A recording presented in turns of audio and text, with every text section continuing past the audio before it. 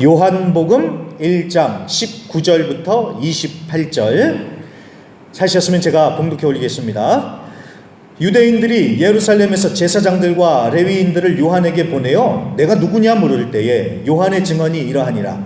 요한이 드러내어 말하고 숨기지 아니하니 드러내어 하는 말이 나는 그리스도가 아니라 한데, 또 묻되 그러면 누구냐? 내가 엘리야냐? 이르되 나는 아니라. 또 묻되 내가 그 선지자냐? 대답하되 아니라. 또 말하되 누구냐? 우리를 보낸 이들에게 대답하게 하라.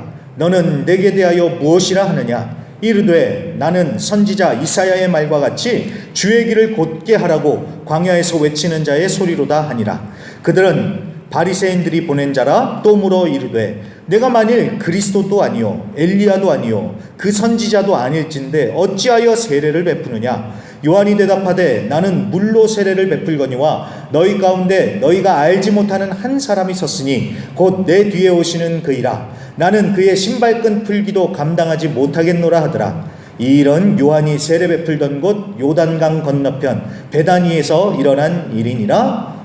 아멘.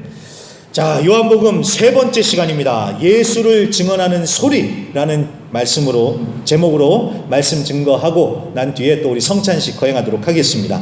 자, 지난주 복습부터 해야 되겠죠? 지난주에 말씀을 로고스라고 했다고 했습니다. 로고스, 생명, 빛, 독생자. 자, 이런 쉽지 않은 이야기들을 했었습니다. 이게 복잡하지만 결론만 아셔도 된다고 했죠. 결론이 무엇입니까? 예수가 하나님이시다. 예수가 하나님이시다는 그 얘기를 했던 것이었습니다. 하나님과 구별된 인격체이지만 하나님과 동일한 종류가 같은 독생자, 독종자라고 했죠. 독종자. 그 예수님이 육신을 입고 이 땅에 오셨습니다. 왜 오셨습니까? 영접하는 자, 믿는 자들에게 하나님의 자녀가 되는 권세를 주시기 위해서. 그래서 여러분, 구원은요 단순히 예수 믿고 천국 가는 것이 전부가 아니라고 했습니다. 거듭나서 하나님의 자녀가 돼서 이제는 하나님의 가족이 돼서 그 관계 안에서 하나님과 함께 그 관계 안에서 살아가는 이 모든 게 다 구원이라고 했습니다. 구원이요, 구원. 자, 이제 오늘 말씀을 보겠는데요. 오늘은 세례 요한의 이야기입니다. 제가 지난주에 시간상 다 다루지를 못했던 부분이 있었는데 바로 세례 요한의 이야기였습니다. 좀만 우리가 그래서 앞으로 가서요, 요한복음 1장 6절부터 8절을 보도록 하겠습니다. 요한복음 1장 6절부터 8절입니다. 제가 읽어보겠습니다. 하나님께로부터 보내심을 받은 사람이 있으니 그의 이름은 요한이라. 그가 증언하러 왔으니 곧 빛에 대하여 증거하고 모든 사람이 자기로 말미암아 믿게 하려 함이라. 그는 이 빛이 아니요 이 빛에 대하여 증언하러 온 자라. 아멘. 자, 요한이라는 사람이 하나님께로부터 보내심을 받았대요. 근데 이 사람이 누구냐? 바로 세례 요한이라고 우리가 알고 있는 사람입니다. 근데 이 세례 요한이 받은 사명이 뭐냐는 거예요. 참 빛이신 예수님을 증언하는 것. 자, 이게 바로 세례 요한의 사명입니다. 그러면서 세례 요한은 빛이 아니라 그저 빛에 대하여 증거하는, 예수님에 대하여 증거하는 자다라고 분명히 못을 박습니다. 자, 이 얘기를 하는 이유는 아마도 이 당시에 세례 요한이 사역을 시작하니까요, 많은 사람들이 세례 요한 주변으로 몰려들었던 것 같습니다. 이 세례 요한의 이 강력한 메시지, 그리고 또 부패한 종교 지도자들과는 다른 삶의 모습, 행보, 그리고 카리스마적인 매력, 또 구약에 나오는 위대한 선지자들의 모습을 이 세례 요한에게 발견하고 사람들이 세례 요한에게 이끌렸던 것 같아요. 그래서 세례 요한을 구원자가 아닌가, 그리스도가 아닌가라고 이렇게 생각을 하는 그런 상황까지 벌어졌던 것 같습니다. 자, 세례 요한이 아주 뛰어난 사람인 것은 맞습니다. 하지만 여러분, 그렇다고 해서 세례 요한이 그리스도, 예수님은 아니죠. 여러분, 우리가 사람을 존경할 수 있습니다. 아무개 목사님, 아무개 선생님, 우리가 사람에게 배우고 존경할 수는 있습니다. 하지만 여러분, 사람이 예수님은 아니죠. 그저 예수님을 증거하고 예수님께로 인도하는 안내판, 표지판일 뿐입니다. 우리가 따를 분은 오직 예수님 뿐입니다. 제가 늘 말씀드리지만요, 사람에게 열광하고 사람에게 뭔가 기대하고 사람을 믿고 따르면 꼭 사람 때문에 시험 들고 넘어집니다. 사람이 아닌 예수님을 바라보시고 예수님을 따르실 수 있기를 간절히 부탁드립니다. 자, 아무튼 세례 요한이 나타나서 그냥 막 전국적으로 막 신드롬을 일으키는 거예요. 막 세례 요한 그러니까 이런 분위기가 되니까 유대 종교 지도자들이 위협을 느꼈는지요. 조사단을 파견을 합니다. 그래서 오늘 19절부터 시작되는 얘기가 바로 그겁니다. 제사장들과 레위인들로 구성된 조사단이 세례 요한을 딱 찾아가서 물어보는 거예요. 내가 누구냐? 너 도대체 누구냐? 어느 영화에 그런 대사가 나오죠. 누구냐 넌? 네, 누구냐 넌? 너 누구냐? 너 누구냐? 자, 이에 대해서 세례 요한은 짧게 설명을 합니다. 20절 보세요. 드러내어 말하고 숨기지 아니하고 아주 단도직입적으로 얘기하죠. 나는 그리스도가 아니다. 자, 그리스도는 헬라어이고 히브리어로 메시아라고 했습니다. 자, 구원자라는 뜻인데 당시 사람들은 아마 세례 요한을 구원자라고, 그러니까 메시아, 그리스도라고 생각을 했던 것 같습니다. 그래서 세례 요한은 나는 그리스도가 아니다 라고 이렇게 분명하게 말합니다. 그랬더니 그러면 네가 엘리야냐? 라고 말합니다. 자, 엘리야 선지자에 대해서는 다들 기억하시죠? 갈멜산에서 바알 선지자들과 혼자서 맞대결을 펼쳤던 아주 위대한 선지자, 죽지 않고 불병거를 타고 하늘로 올라갔습니다. 그 올라갔던 엘리야 선지자가 내려왔냐고, 그래서 네가 그 엘리야 선지자냐 이렇게 물어보는 건데 세례 요한이 아니라고 나는 아니다 라고 또 분명하게 단호하게 대답합니다. 세 번째 그랬더니 이제 또 질문이 나옵니다. 그러면 네가 그 선지자냐? 자, 그냥 선지자가 아닙니다. 그 선지자냐? 라고 말씀하시는데 여기서 말하는 그 선지자라는 것은 모세를 뜻합니다. 신명기 18장 15절에 보면은 모세가 이렇게 얘기를 합니다. 나와 같은 선지자 하나를 너를 위하여 일으키실 것이다. 그러니까 모세와 같은 선지자를 하나님께서 보내실 거다라고 말씀을 하시는데, 자, 사도행전 3장과 7장에 보면은 그 모세와 같은 선지자는 누구일까요? 바로 예수님입니다. 예수님. 그래서 세례 요한은 얘기를 합니다. 나는 그 선지자가 아니다 라면서 일말주저함도 없이 대답을 합니다. 그러니까 그리스도도 아니요, 엘리야도 아니요, 그 선지자도 아니다 라고 이렇게 삼중으로 세 번을 나는 아니다 부정을 합니다. 여러분, 세 번을 부정하니까 얼마나 강력하게 아니라고 얘기하는 거겠어요? 그리고 헬라 원어로도 보면은요, 이 나는 아니다가 굉장히 강조가 됩니다. 그러니까 나는 아니다, 나는 그런 사람이 아니다 라고 분명히 얘기를 합니다. 자, 그렇게 나는 아니다 라고 얘기한 다음에요, 이제 23절부터는 나는 이런 사람이다 라고 하면서 이제는 긍정문으로 대답을 합니다. 자, 저는요, 진도를 좀 나가기 전에요, 이 대화의 순서가요 굉장히 흥미롭게 느껴졌습니다. 자, 먼저 너는 누구냐? 라고 정체를 물어보죠. 정체성의 질문이요. 여러분, 정체성이 얼마나 중요한지 모릅니다. 이 시대에 수많은 사람들이요 자기 정체성이 분명하지 않아서 아주 방황하고 힘들어합니다. 여러분, 정체성 혼란 그러면 뭐 우리 사춘기 학생들 10대 때나 겪는 거라고 생각을 하는데 정말 그런 줄 알았어요. 그런데 무슨 말을요, 지금 이 시대는요 50이 돼도 60이 돼도 심지어 70이 돼도요 난 누군가에 대해서 혼란스러워하는 거예요. 그러면서 힘들어하는 경우들이 계속해서 늘어나고 있습니다. 이 정체성이요, 나는 누군가, 예쁘고 잘생기고 잘나고 많은 것을 가져도요 난 누구인가, 이 질문이 해결이 안 되니까 뭘 해도 별로 안 기쁜 거예요. 그러면서 마음에 병이 생기고 극단적인 선택까지 하는 그런 일들이 많이 생기고 있습니다. 나는 누구냐? 정체성이요. 그래서 여러분, 나의 정체성을 분명히 하는 게 너무 중요합니다. 정체성이요. 근데 나는 누구인가, 이거를 발견하기가 쉽지 않죠. 자, 그러면 제가 하는 얘기가 우리도 세례 요한처럼 해보자는 거예요. 세례 요한이 먼저 뭘 얘기합니까? 나는 이런 사람이 아니다라고 얘기하잖아요. 그것처럼 내가 나인 것을 찾기 전에 내가 아닌 것부터 한번 우리가 생각해 보는 것도 좋은 접근 방식일 것 같다라는 겁니다. 나는 이런 사람이다, 잘 모르니까 나는 이런 사람이 아니다부터 한번 생각을 해보자라는 겁니다. 저는요 이게 굉장히 필요하다라는 생각이 드는 이유가 오늘날 많은 사람들이 내가 아닌 것을 나라고 여기면서 힘들게 살아요. 나는 그런 사람이 아니에요. 그런데 그런 사람인 척 하면서 삽니다. 그러니까 얼마나 그 삶이 고달프겠습니까? 나는 그런 사람이 아닌데 그런 사람인 척 해야 되니까 아는 척 해야 되죠. 가진 척 해야 되죠. 잘하는 척 해야 되죠. 그리고 남들만큼은 좀 해야 되고. 그러니까 그걸 다 짊어지고 살아야 되니까 얼마나 스트레스 받고 얼마나 힘들까요? 이 나답게 살면 되는데. 근데 더 심각한 것이 무엇인 줄 아십니까? 나는 하나님이 아니에요. 나는 예수님이 아니에요.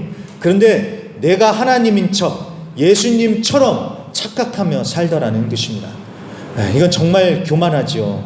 우리는 하나님이 아니에요. 예수님이 아닌데 그런데도 다 아는 것처럼, 다 할 수 있는 것처럼 내 맘대로 하더라는 겁니다. 그 중에 하나가 우리가 자녀들에게 하나님이 되어주려고 하는 것이요. 자녀들한테 하나님이 되어주려고 한다는 것입니다. 그래서 우리 자식들이 생각하기를 하나님이 없어도 괜찮아. 아빠, 엄마만 있으면 나는 행복하게 살 수 있어. 라는 이런 착각, 환상을 심어주는 것이죠. 물론 부모는 부모의 마음이 다 똑같습니다. 빚을 내서라도 자식에게는 잘해주고 싶은 게 부모의 마음이죠. 하지만 우리가 하나님은 아니지 않습니까? 부모가 또 언제까지 같이 있어줄 수는 없는 것이고요. 결국 인생은요, 여러분, 하나님과 함께 가는 것입니다. 우리 자녀들에게 하나님이 되어주려고 할 게 아니라 하나님과 함께 가도록 이끌어주는 것, 이게 진짜 부모의 역할이 아니겠냐라는 것입니다.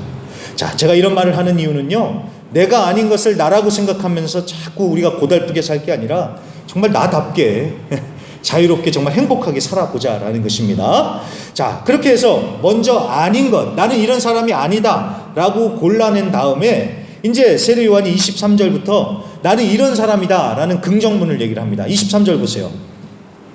이르되 나는 선지자 이사야의 말과 같이 주의 길을 곧게 하라고 광야에서 외치는 자의 소리로다 하니라. 아멘. 자, 이게 무슨 얘기일까요? 이 말씀은요, 우리가 지금 금요 기도회에서 계속 보고 있는 이사야서에서 나오는 말씀인데, 이사야서 40장 3절에서 나오는 말씀인데, 자기는 그냥 주의 길을 준비하는 사람이라는 것입니다. 자, 이게 무슨 뜻일까요? 여러분, 또 사극 얘기를 제가 한번 해보도록 하겠습니다. 여러분, 사극에 보면은요, 이 대감마님이 행차를 하실 때 제일 앞에서는 하인이 외치죠. 물러거라, 길을 비켜라, 대감마님 행차시다, 이렇게 막 크게 소리를 칩니다. 그러면서 이렇게 길을 딱 트잖아요. 사람들이 그 소리 듣고 양쪽으로 쫙 비켜서서 머리를 숙이든지 아니면 엎드리잖아요. 그렇죠? 자, 그때 그 길을 트는 하인을요, 가리켜서 거덜이라고 했다고 합니다. 거덜이요, 거덜. 그런 하인을 거덜이래요, 거덜. 그러니 여러분, 이 거덜이 얼마나 열심히 했겠어요. 그 길을 트기 위해서 열심히 막 몸을 흔들면서 또 얼마나 크게 소리를 쳤겠어요. 그리고 또 얼마나 우쭐댔겠습니까? 자기가 모신 분, 뒤에 계신 분이 엄청 높은 분이잖아요. 그리고 자기 말 한마디에 막 사람들이 쫙 이렇게 흩어져서 고개를 숙이니까 얼마나 우쭐해지겠습니까? 그래서 거덜이 그런다고 해서 그 말에서 거들먹거리다, 거드름 피운다 라는 말이 거기서 나왔다고 합니다. 거덜에서요, 거덜. 자, 아무튼 주일의 길을 트는 거덜처럼 세례 요한은 자기가 주님이 오실 길을 준비하는 그냥 외치는 소리일 뿐이다 라고 이렇게 얘기를 하는 거예요. 그러니까 나는 주인공이 아니라 주인공이 오시도록 미리 준비하는 선발대일 뿐이다 라는 이 얘기를 하는 것입니다. 되셨죠? 자, 이와 같은 의미에서 26절도 보세요. 자기는 그저 물로 세례를 베푸는 자라고. 그러니까 나는 내 뒤에 오시는 그 주인공보다 한참 격이 떨어진다, 클래스가 낮은 자다라는 이 얘기는 겁니다. 그러면서 또 하는 얘기가 27절, 나는 내 뒤에 오실 분 예수님의 신발끈 풀기도 감당하지 못하는 자다, 이렇게 얘기를 합니다. 자, 여러분, 이 당시에는요, 샌들을 신고 다녔습니다. 흙길을 하루 종일 샌들 신고 다니니까 발이 얼마나 더러워졌겠습니까? 그래서 집에 들어오면 종들 중에서 가장 낮은 종이 신발을 벗기고 발을 씻겨줬대요. 그러니까 세례 요한은 자기가 그런 종보다도 더 못한, 더 낮고 낮은 자라고 그렇게 얘기를 하는 것입니다. 여러분, 이것은요, 그냥 겸손도 아니고 자기 비하하는 것도 아닙니다. 이것이야말로 세례 요한이 주 안에서 발견한 자신의 정체성에서 나온 분명한 고백이자 선언인 것입니다. 나는 예수님의 길을 준비하며 예수님을 증거하는 자다. 그러니까 자기 자신을 나타내고 자기 이름을 드러내려는 것이 아니라 오직 예수님을 증거하고 오직 예수님만을 높이는 자, 이것에서 자신의 정체성, 자신의 존재와 이유, 존재의 이유와 목적, 그리고 행복을 발견한 거예요. 그래서 세례 요한은 예수님이 높아질 때 정말 행복해했습니다. 자, 앞서 요한복음 1장 1절에 보면 예수님을 말씀, 로고스라고 했죠. 근데 세례 요한은 자기를 가리켜서 뭐라고 합니까? 소리라고 합니다. 소리. 자, 여러분, 소리는 그저 도구입니다. 말씀을 전달해주는 도구입니다. 세례 요한은요, 자기가 그런 도구라는 걸 알고 있었던 거예요. 그렇기 때문에 나는 다만 소리에 불과하다, 도구일 뿐이다 라면서 자기 자신은 철저하게 감추고 예수님만 높이고 예수님만 증거하면서 정말 바람처럼 살다가 그렇게 바람처럼 사라졌지요. 예수님만 증거하고 드러내는 소리가 돼서 사명 따라 살고 사명대로 살고 주님 오라고 하시니까 그냥 또 주저없이 가고, 자, 무슨 후회가 있겠습니까? 세례 요한이야말로 정말 성공하고 행복한 인생 아니겠습니까? 자, 어디 세례 요한만 그렇겠냐는 겁니다. 우리 모두가 세례 요한처럼 소리가 되어야 됩니다. 소리. 예수님만을 증거하는 소리. 예수님만을 나타내는 소리요. 소리가 되어야 됩니다. 그런데 문제는요, 우리가 소리는 되고 싶은데 예수 그리스도의 소리가 아니라 내 소리를 내려고 하니까, 그러니까 이제 막 시끄러운 소음이 돼버리죠. 그러면서 문제가 생기는 것 아니겠습니까? 목소리 큰 사람이 이긴다 라는 생각으로 막 자기 소리를 크게 내는 거예요. 그러면서 집에서 큰 소리를 내니까 부부간에, 부모와 자식 간에 갈등의 골이 깊어집니다. 예, 또 교회도 마찬가지입니다. 교회 안에서도 자꾸 내 소리를 내려고 하니까, 그러면서 나를 드러내려고 하니까, 내 이름을 높이려고 하니까 교회 안에서도 문제가 생기는 것 아니겠습니까? 여러분, 어디든 마찬가지겠지만요, 우리가 특별히 가정에서, 교회에서 예수님만 높이고 예수님만 드러나게 하면 되는 겁니다. 그러면 은혜가 흐를 수밖에 없습니다. 김동호 목사님의 전도사 시절 때 일화만 얘기하고 마치겠습니다. 이 김동호 목사님이 전도사 시절 때요, 당신을 너무 아껴주고 잘 대해주는 장로님 한 분이 계셨대요. 근데 어느 날 유년부일로 당회에 건의를 할 게 생겼는데, 그거를 그래서 그 장로님께 한번 부탁을 드려봐야겠다 생각했고 그 장로님을 찾아갔대요. 그 장로님하고 친해서 잘 맞아서이기도 하지만 그 장로님이 그 교회에서 헌금을 제일 많이 내시는 분이래요. 그래서 당회에서 이분이 발언권이 제일 셀 것이다 생각을 해서 그 장로님을 찾아갔던 것입니다. 그러니까 이 장로님이 얘기하면 잘 먹힐 것이다. 그래서 이 장로님한테 부탁을 딱 드렸는데, 그 장로님이요, 아이고 그러냐고 전사님, 그러면 진작에 나한테 얘기하지, 내 말 한마디면 다 통과된다고, 이렇게 얘기하신 게 아니라요, 전사님 알다시피 제가 헌금을 좀 많이 하지 않습니까? 그래서 저는 당회에서 가급적 발언을 하지 않으려고 합니다. 헌금을 많이 하든지 말을 많이 하든지 둘 중에 하나만 해야 돼요. 둘 다 하면 못 써요 라면서 그렇게 얘기를 해주셨다고 합니다. 그러니까 그 장로님은요, 내가 헌금을 많이 한다고 하면서 자기 소리를 내면서 교회의 주인 행세를 하지 않겠다라는 이 원칙을 가지고 계셨던 것입니다. 참 생각이 훌륭하신 분이시죠. 맞습니다. 자꾸 자기 소리 내면서 자꾸만 나한테 주목하게 만들면 여러분, 그거는요 실패한 인생입니다. 오직 예수님만을 증거하는 소리가 되는 것, 이게 바로 진짜 예수 믿고 믿음이 성숙해지는 것 아니겠습니까? 나는 계속해서 작아지는 거예요. 그래서 나는 점점점 없어지는 거예요. 그러면서 예수만 드러나고 예수님만 높아지는 삶, 이게 진짜 예수 믿는 사람의 모습이 아닐까라는 것입니다. 그래서 말씀을 마칩니다. 우리 모두 예수님만 증거하는 소리가 되실 수 있기를 간절히 부탁드립니다. 호랑이는 죽어서 뭘 남기고 사람은 죽어서 이름을 남긴다고 하는데, 여러분 그것도 사실 생각해 보면 욕심 아닙니까? 소리가 무슨 이름이 있고 무슨 흔적이 있겠습니까? 소리, 그러면 소리는 그냥 바람처럼 그냥 흩어지는 거예요. 그냥 지나가 버리는 겁니다.